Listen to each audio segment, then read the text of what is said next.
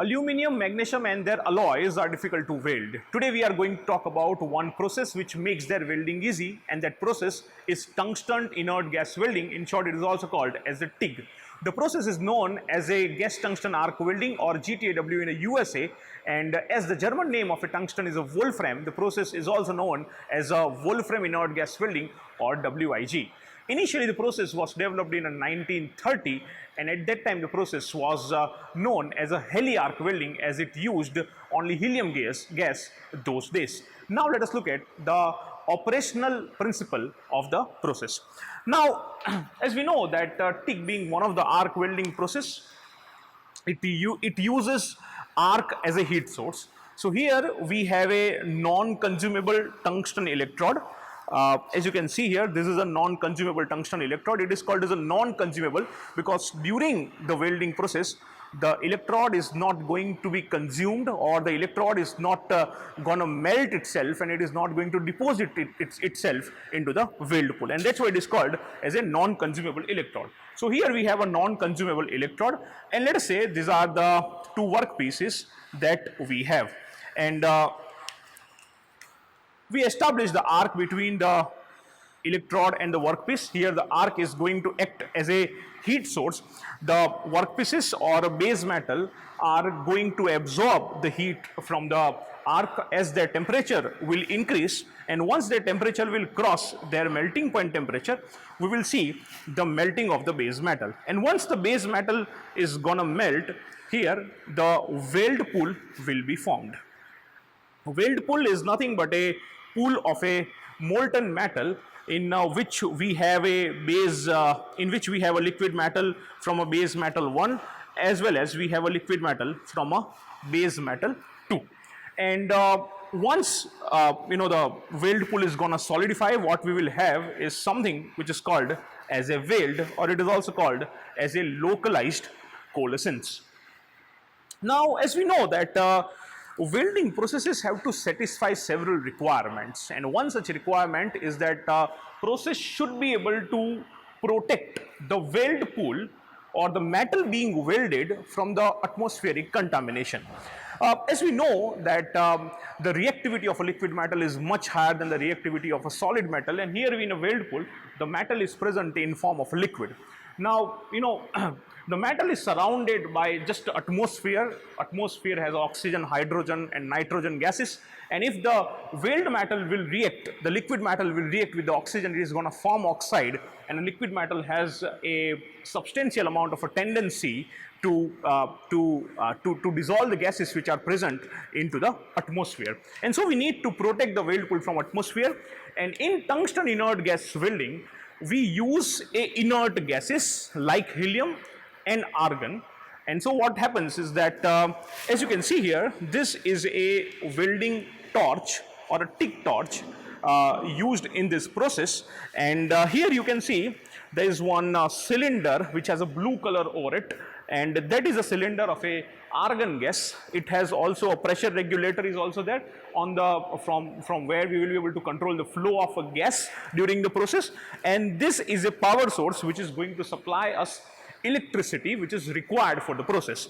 Now, one pipe which comes out of the cylinder goes into this torch, and during the welding process the argon gas is going to flow, and the gas will flow in such a way that it surrounds the arc, and so it protects the weld pool from the atmosphere. So here there is going to be a layer of a argon gas, and this layer of a argon gas will not allow the atmospheric gases to react with the weld pool, and that's why the process is given a name tungsten inert gas welding. The word tungsten is used because here we are using a non-consumable tungsten electrode, inert gas because we are using inert gas as in form of a helium or argon. So upon the solidification, the weld will be prepared, and the beauty of this process is that Here we will get a very clean weld, a sound quality weld. Unlike SMAW, what happens in SMAW is that the slag forms over a weld pool, as we saw in a previous session, and then slag needs to be removed at the end of the process. Here, because we are not using any kind of a flux, we are only using the atmosphere of a shielding gas, the shielding gases, in order to protect the weld pool from the atmospheric contamination, and so it produces a clean weld. Now let us discuss about the capability of a process. Here we will be discussing capability of a process in three terms. The first is various metals being welded by the process. The second is the thickness up to which the material can be welded, and the third is a positional capability. Now, as far as the various metals are concerned, this process welds almost all the commercial metals which are available. Let it be copper, let it be steel, let it be stainless steel, aluminum and its alloys, magnesium and its alloys, titanium, nickel and its alloys, even including the precious metals can also be welded by this process. Only the cast irons can be welded by the process, but the welding of a cast iron by tungsten inert gas welding is not popular. Now, if we talk about a capability of a process in terms of a thickness, then this process can weld a thickness up to 3.2 mm in a single pass without joint preparation. So if we have not prepared a joint and if we perform a welding, then in a single pass it will be able to weld up to the thickness of a 3.2 mm. And if the joint is prepared, then in a single pass the process has a capacity to perform a welding up to the thickness of 4.8 mm. Sometimes when the thickness of a base metal is large, in that case a single pass welding is not sufficient to complete the welding of two components, and so at that time we have to use a multi-pass welding, and in a multi-pass this process has a capability to perform a welding to the thickness of a 51 mm. Now, if we talk about a positional capability of a process, that in which positions process can perform welding. So we know in a welding we have total 4 positions: flat position, horizontal position, vertical and overhead position. And tungsten inert gas welding is capable of performing welding in all the 4 positions. Now let's discuss about a polarity selection in a tungsten inert gas welding. As we know that both the types of current are used in arc welding, that is alternating current AC and direct current DC. Now when we use alternating current, in that case the polarity between the electrode and the workpiece constantly changes, and we know that in a AC we have a sinusoidal waveform. So let's say in the beginning, if the electrode was kept negative, then for this cycle let us assume that the electrode is negative, then the workpiece is going to be positive, and for the next half cycle the electrode will become positive and the workpiece will become negative. So in India we know that there is a frequency of 50 Hertz. So in a 1 minute there are going to be total 100 half cycles, and the 100 times the workpiece and the electrode are going to change their polarity.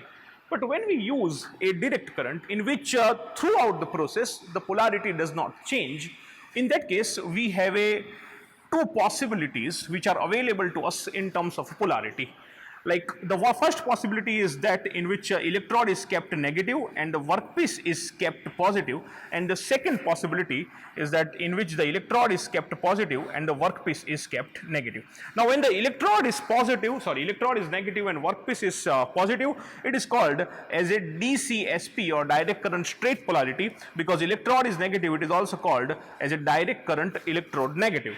While here when the workpiece is negative and the electrode is positive, that is called as a DCRP, that is direct current reverse polarity, and because electrode is positive it is called as a DCEP. Here in a tungsten inert gas welding, both the types of current are used depending on the application. Now, if as far as the selection of a polarity is concerned, welding strength is one of the very important parameter, and in arc welding or in general in a welding, the strength of a weld is directly proportional to the penetration that we get during the process. Now the question is that what is penetration? So if I assume that this is the workpiece that I'm having, then from the top surface of the workpiece to the thickness up to which we are able to melt the base metal during the welding process is called as a penetration. I'm repeating myself, from the top surface of the workpiece to the depth up to which we are able to melt the base metal, that is called as a penetration. So let's say during one process we were able to melt the base metal up to this point, and that's why we will call that the penetration that we have got is this much. Higher is the amount of a penetration, higher is the amount of a strength we get. In all the non-consumable arc welding processes, out of all the energy which is generated during the welding process, 67% of energy is generated at anode. Anode is a positive electrode, and remaining 33% of energy is generated at cathode, and cathode is nothing but a negative electrode. Now, if we compare on the basis of the amount of energy which is generated during the process, if we compare the penetration with the three polarities that we have, that the first polarity is AC, second is a DC, DCSP, and the third one is a DCRP, then we will get a comparison something like this. And what we'll see here is completely different than the kind of picture that we get when we use a consumable arc welding processes like SMAW, SAW, and MIG, and even FCAW. So here, let's say we are comparing the penetration that we get with a polarity DCSP, and let's say here DCRP. So in the amount of penetration that we will get in a DCSP is going to be maximum, because in a DCSP electrode is negative, this is a workpiece, and so the workpiece is positive. So because workpiece is positive, the highest amount of energy is produced at the workpiece, which is kept anode, and the higher is the amount of energy produced, higher is the amount of the melting which is going to take place, and higher is the amount of melting, higher is the amount of penetration that we'll get. So let us say that the penetration that we got in a DCSP is this much. Now in a DCRP, the electrode is going to be positive and the workpiece is going to be negative. And so what happens is that most of the heat is available at the electrode. Now here the electrode is not going to melt. Here the function of an electrode is just to complete the electric circuit so that the arc can be initiated. So the amount of energy which is generated at electrode is of no use. And so because the lesser amount of energy is produced at the workpiece, the amount of penetration that we get is less in a DCRP. And in AC, we know that for a half cycle the electrode is negative, for remaining half the electrode is positive, and similarly workpiece is going to be positive initially because electrode is negative, and then the workpiece is going to become negative, and so such cycle will go on till the time we are doing the welding. And so the penetration that we will get in AC is more than DCRP but less than DCSP, because during AC, while performing welding with AC, for the 50% of a time the electrode is going to be negative, and for a 50% of a time the workpiece is going to be negative. So similarly 50% distribution of energy happens between electrode and the workpiece. So this is the comparison of a polarity as far as the penetration is concerned. Now in a tungsten inert gas welding, which is a non-consumable arc welding process, we want more amount of a penetration, and that's why in most of the cases the electrode will be kept negative and the workpiece will be kept positive, because we want to achieve a higher amount of a strength and higher amount of a penetration into the workpiece. If we keep the electrode, let's say, positive, then a huge amount of energy will be generated at the electrode.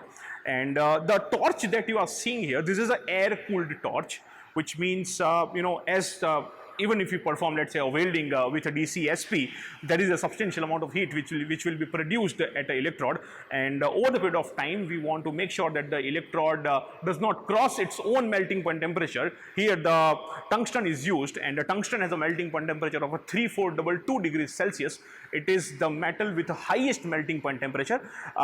So we want to make sure, even during, while using DC-SP, that the heat doesn't get accumulated at the tungsten electrode, and so we use an air-cooled torch, which means the argon gas which is going to flow out of this torch also helps the electrode to keep its temperature low, and remaining things will be taken care by the atmospheric air.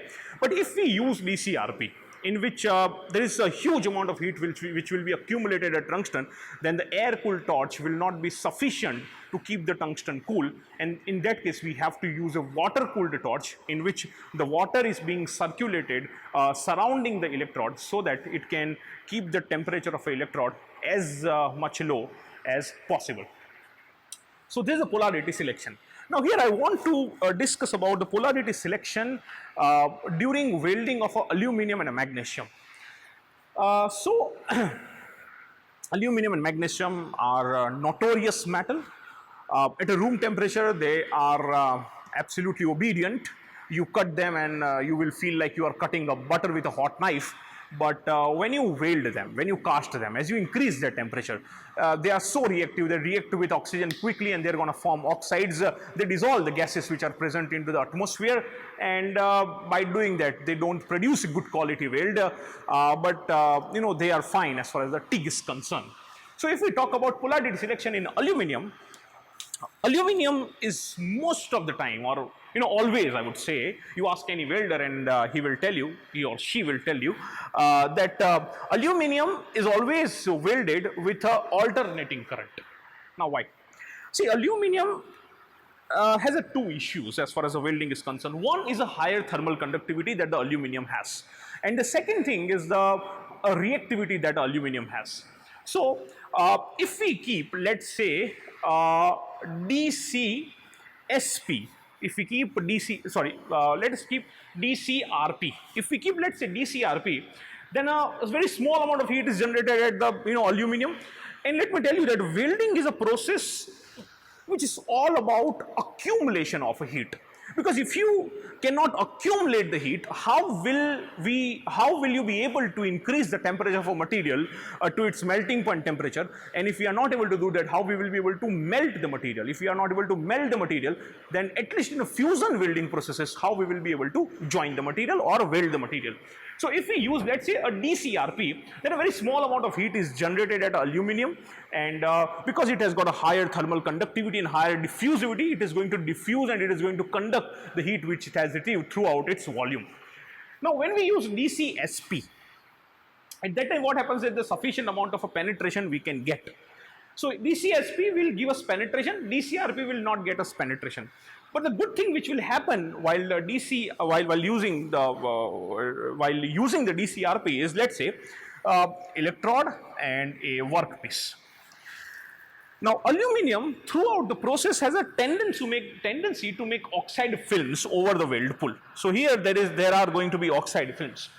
Now, when we use DCRP, the electrons will go from workpiece to the electrode, and the positive ions, which are also called as N ions, goes to the workpiece from the electrode.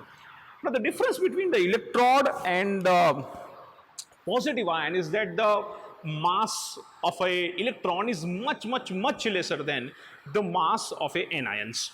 And when positive ions comes from the electrode to the workpiece, what they do is that they collide with the oxide layers, and when they collide with oxide layers, they are going to break these oxide layers, and this particular thing is called as a auto-cleaning. Now the auto-cleaning doesn't happen in a DC-SP, because there is a huge amount of electrons which are coming from electrode to workpiece, but electrons are poor as far as their mass is concerned, and so they won't be able to break these oxide layers which will be formed onto the surface of a weld pool while using DC-SP. So here we will get the penetration, but we will not get the clean weld. Here we will get the clean weld, but we will not get the penetration.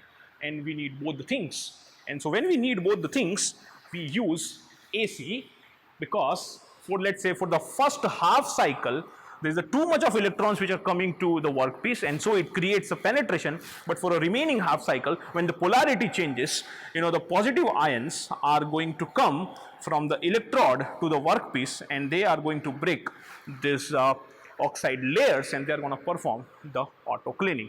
And that's why, as far as the welding of aluminum is concerned, or aluminum alloys are concerned, aluminum and aluminum alloys are always welded by AC and not by DC. So now let us discuss about the shielding gases or the inert gases which are used in a tungsten inert gas welding. So two gases are popularly used as far as the TIG is concerned. One is a helium and second is a argon. Now here the gases have to perform two functions. The first function is very obvious, that they have to protect the weld pool from the atmospheric contamination, and second thing is that, or the second function is that they have to ionize themselves so that they can maintain the arc so that the welding process can take place. Now let us discuss about the first function, that is a protection of a weld pool from atmospheric contamination. And for that, let us compare the density of a helium argon and air. So here we can see that the helium has got a, the least density amongst the argon and air, that is 0.1664. So what happens is that, and 0.1664 is quite, a lesser than 1.205. And so here what happens is that when let us assume that this is a nozzle and this is a tungsten electrode, and here let us say the arc has been established, and here the weld pool has been formed. So if the helium gas, when it comes out, because it has got a lesser density than the air, then what will happen, that it will not stay around the arc, it will not stay around the weld pool, but it will try to lift itself up, because we know that whichever element has got, or whichever fluid has got a lesser density, it always floats at the top.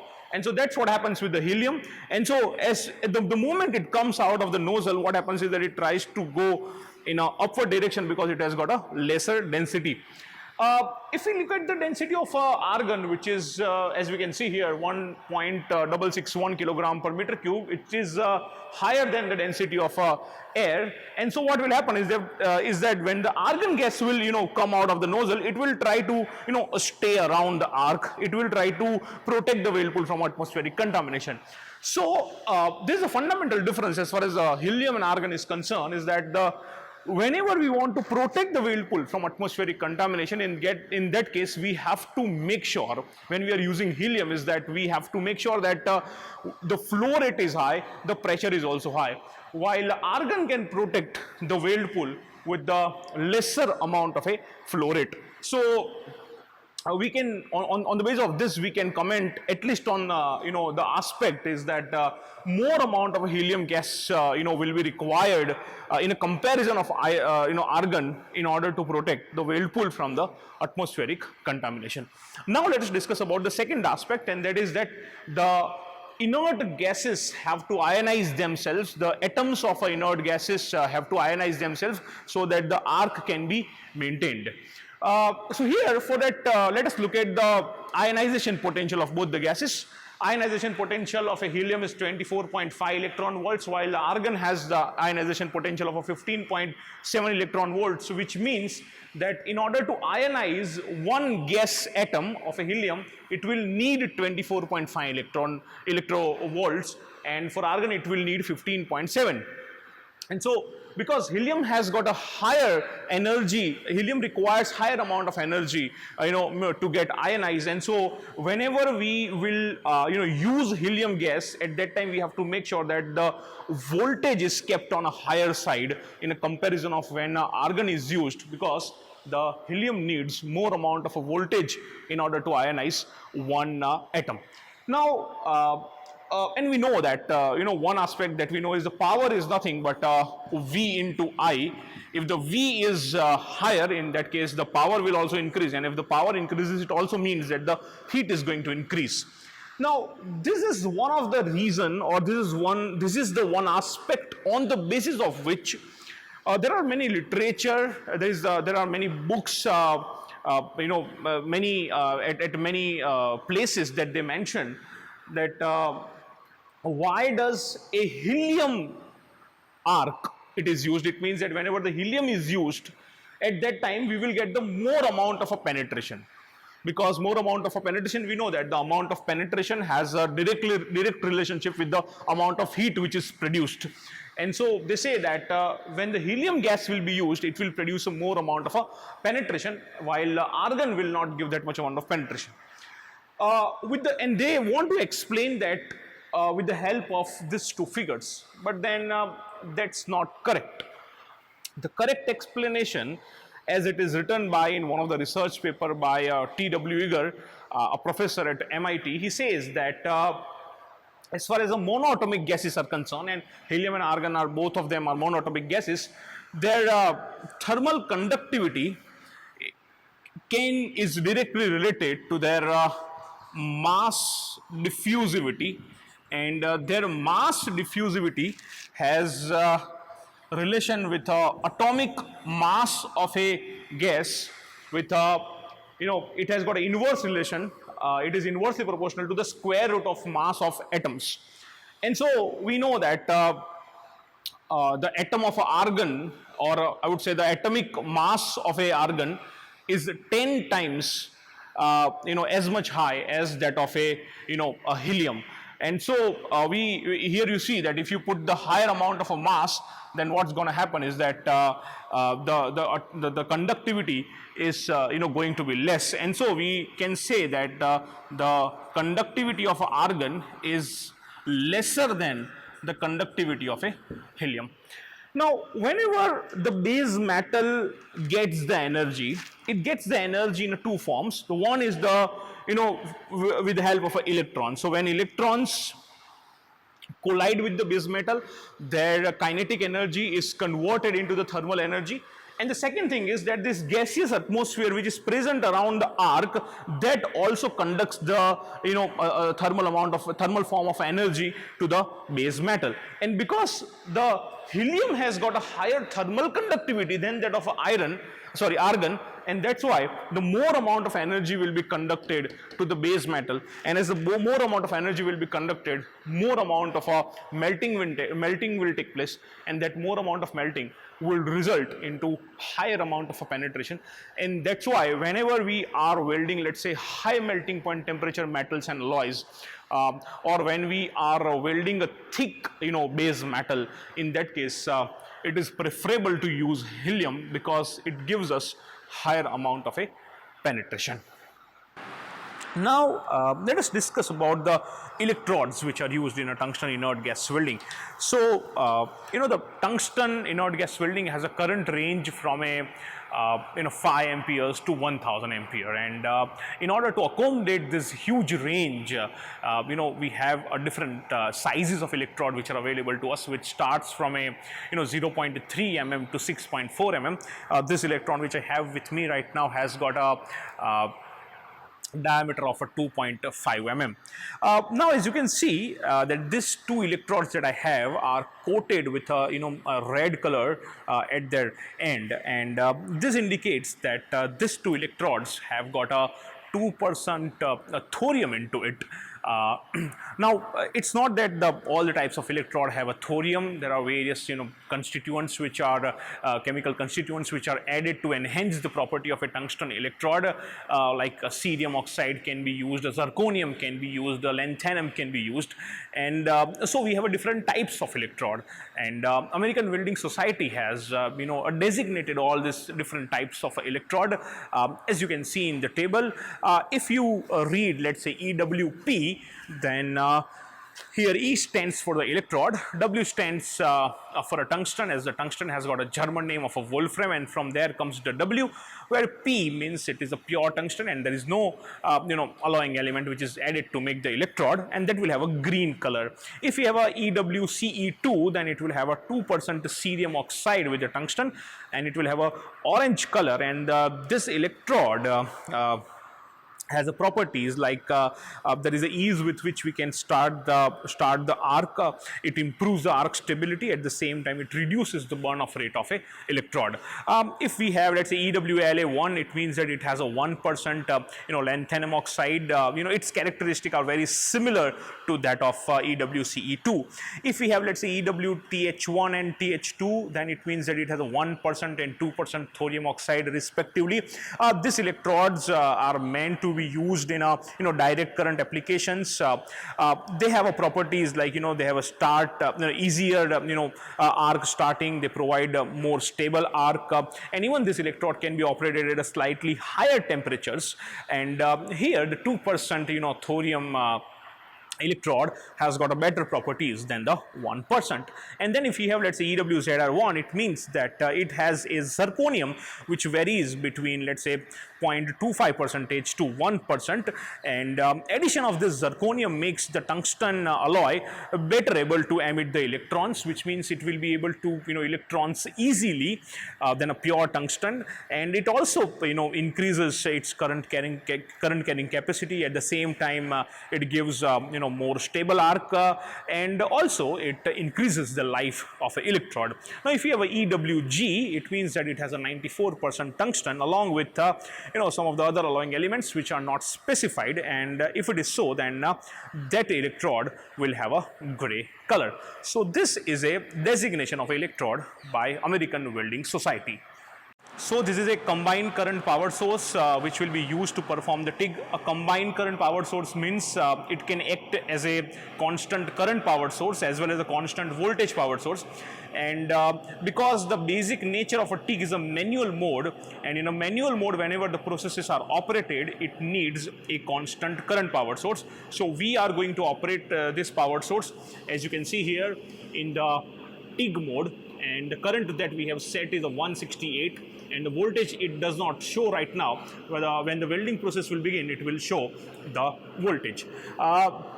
Now let us see some other specifications which are associated with the power source. This power source can supply, as far as the TIG is concerned, any current between in a range of 10 to 400 amperes, and for this power source the open circuit voltage which is available in TIG mode is a 65 voltage. Open circuit volt means the voltage which is available to us when we are not performing welding. The voltage which is available between the electrode and the workpiece when the welding is not performed is called as open circuit voltage. And this power source has duty cycle of a 60% with a current of a 400 amperes, which is its maximum capacity, and 100% duty cycle with a 310 amperes. So without brake, if you want to perform a welding, then we can perform the welding without brake at a maximum current of a 310 ampere. But if you want to use more than that, then we have to take brakes in between, so that the electronic components of a power source can dissipate the heat which they have gathered by the resistance heating. This is a cylinder which has argon, and as we know that in a TIG we are going to use argon as a shielding gas or as an inert gas.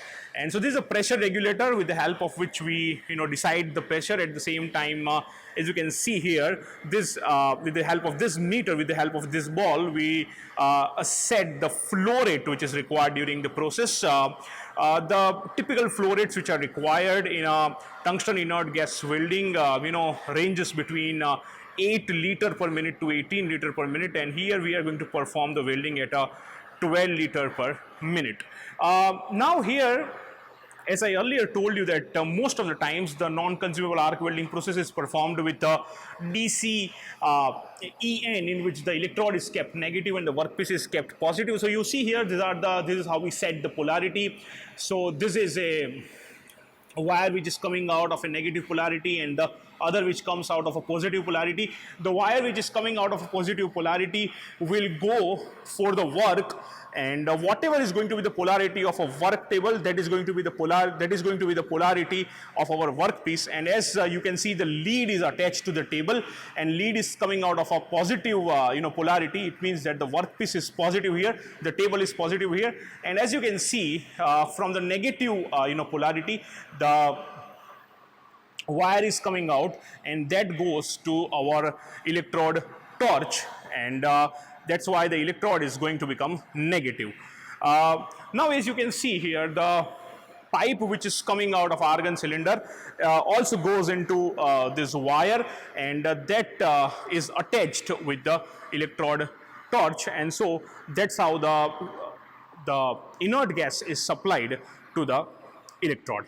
And now let us see the tungsten inert gas welding process. One thing I want to add here is that tungsten inert gas welding is a non-consumable process. It means the tungsten electrode that you see it will not be melted during the process, and if we want to add any kind of extra filler material during the process, then we have to use a filler rod along with the electrode, so that we can perform the welding with filler rod. So now let us see the tungsten inert gas welding.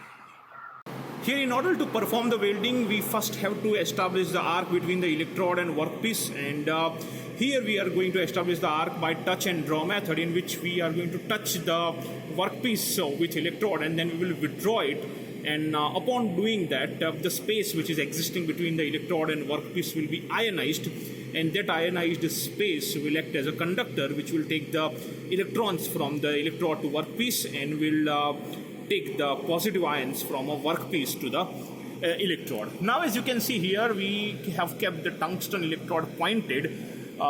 It has been kept pointed because it can, by keeping a point, it will be able to easily emit the electrons and will be able to establish the arc easily.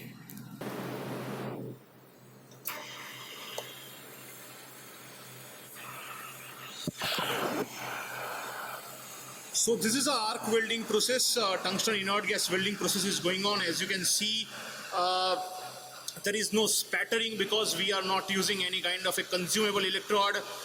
The arc can be visible, and the advantage of this process is that the welder can see the arc as well as the weld pool very clearly.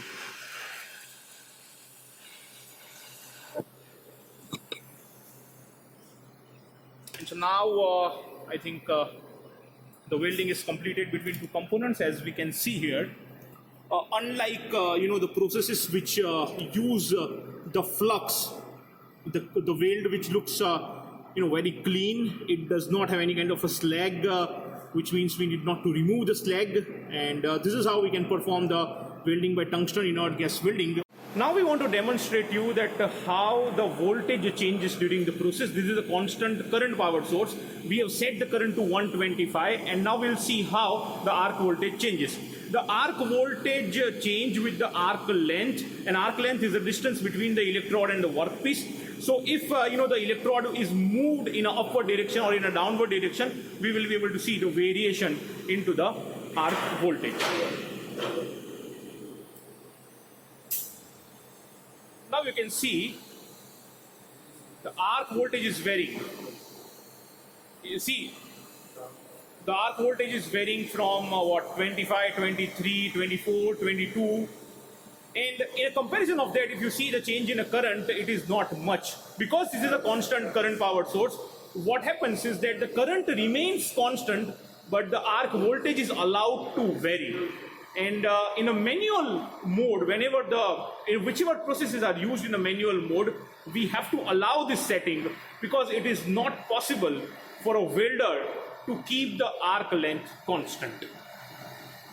So this is tungsten inert gas welding for you. Its automatic variant is also possible.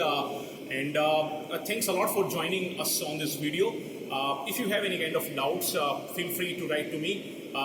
Thank you very much for joining.